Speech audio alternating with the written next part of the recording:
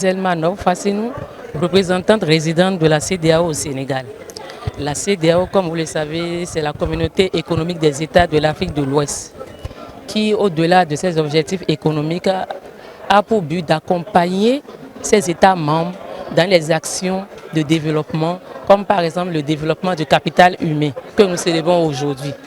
Et c'est avec honneur et joie que aujourd'hui nous sommes là pour la promotion de la santé mentale et qui coïncide avec la journée internationale qui sera célébrée demain par les Nations Unies. Et donc nous appuyons l'unité de santé mentale de l'université Gaston Berger de Saint-Louis.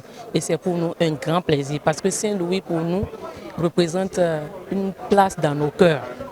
Et toute la délégation des structures se sont déplacées pour venir ici aujourd'hui à Saint-Louis pour faire comprendre à nos populations que la CEDEAO, ce n'est pas seulement la conférence des chefs d'État, mais que lorsque les chefs d'État, nos dirigeants se réunissent, ils pensent aussi à nos populations et leur disent que cette communauté est proche d'eux. Et voilà. Et c'est pour ça que nous sommes ici pour soutenir cette initiative pendant ces 2 jours. Dans la salle, vous avez insisté sur vraiment le développement du capital humain et vous dites que c'est la clé du futur. C'est la clé du futur parce que vous savez, quand je prends moi la santé mentale, on pense aux fous. On pense à ceux qui ont des habits déchirés, à ceux qui sont déprimés, mais ce n'est pas ça. Lorsque même quelqu'un a le palu et que psychologiquement il ne se sent pas bien, il ne peut même pas accepter d'abord qu'il a le palu avant d'aller se soigner.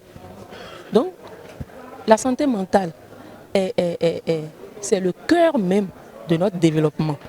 Si nous ne nous portons pas bien, nous ne pouvons même pas être ici aujourd'hui. Professeur Hassan Diakhaté, directeur de l'IFR des sciences de l'éducation, de la formation et du sport.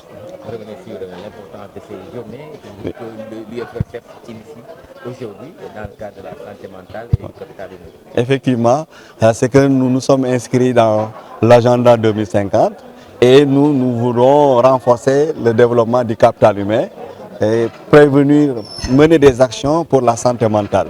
Ça entre dans le cadre de notre politique de santé mentale que nous avons initiée depuis des années ici à l'IFR-CEPS, qui nous a amené à mettre en place une unité de santé mentale, à avoir même une charte de santé mentale pour prendre en charge le bien-être. Parce que le bien-être, nous sommes partis du seul postulat, on mange comme on se sent, mais aussi, pour paraphraser Dr Ibrahima Giroux, on apprend comme on se sent.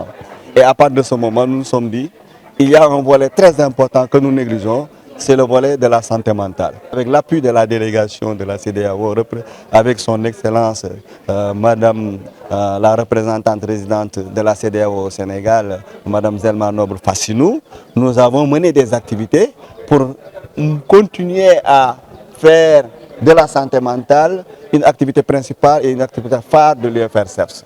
Donc nous avons 2 jours de sensibilisation sur la santé mentale, sur les techniques de gestion du stress, 2 jours de relaxation, 2 jours de masothérapie. Ça entre dans le cadre de notre théorie du changement. Nous l'avons dit tout à l'heure, nous avons imaginé ce que nous appelons le baobab du capital humain qui symbolise notre théorie du changement.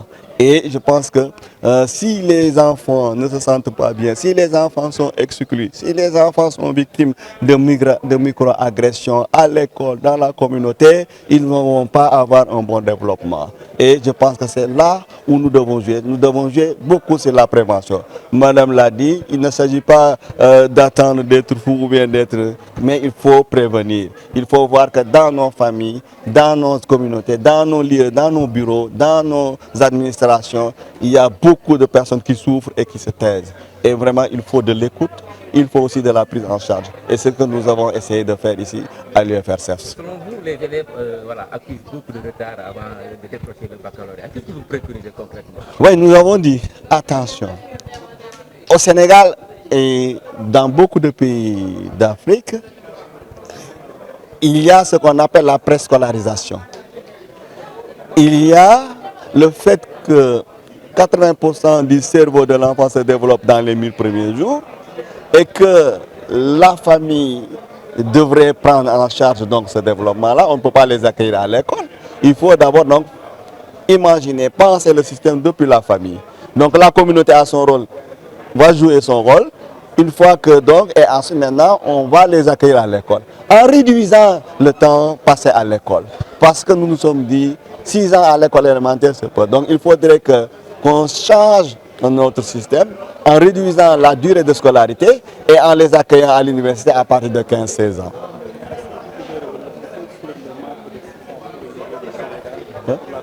Oui, c'est qu'en réalité, au Sénégal, nous n'avons qu'une trentaine de psychiatres pour prendre en charge. Donc il y a un problème. Et nous sommes dit, c'est là où nous devons jouer. On va capaciter nos étudiants. Nous avons un programme de formation d'ici décembre de 500 étudiants qui vont descendre dans les écoles pour faire ce qu'on appelle SMS, santé mentale mobile.